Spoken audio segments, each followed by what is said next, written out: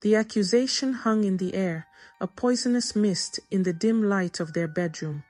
"You are the reason I am not rich."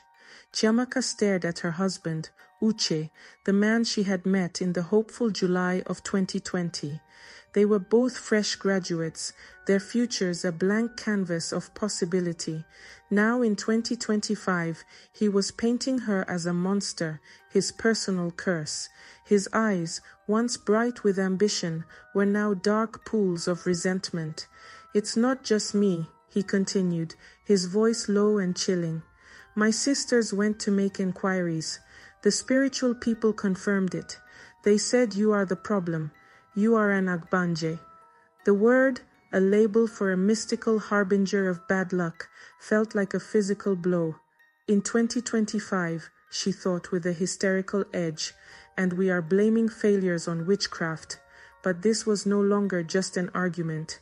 It was a conviction he held with a terrifying fervor. He had woven a narrative where she was the central villain, the spider at the center of a web of his misfortunes.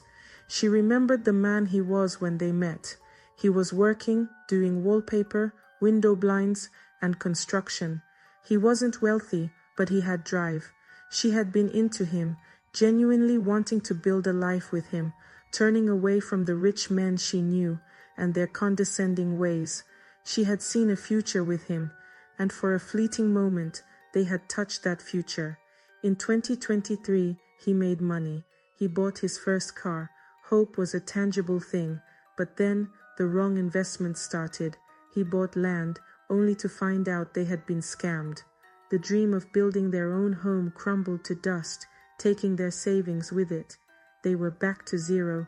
From that year till now, the cycle began. He would wake up and, with no study or planning, launch into a new business, a restaurant, a merchandising hustle, a transport service, 5 in total. Each one would bloom briefly before crashing spectacularly. He was the kind of person who would jump into the deep end without learning to swim and then blame the water for being wet. The last venture had been the pig farm.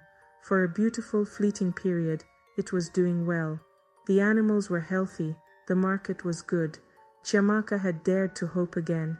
Then, as suddenly as he started it, he began processing travel papers. The dream of abroad consumed him, and he sold the farm. Just like that, another dream dismantled by his own impatience. And through it all, she had been the pillar. When he had that issue, the time he tried to sleep with her sister, a betrayal that still felt like a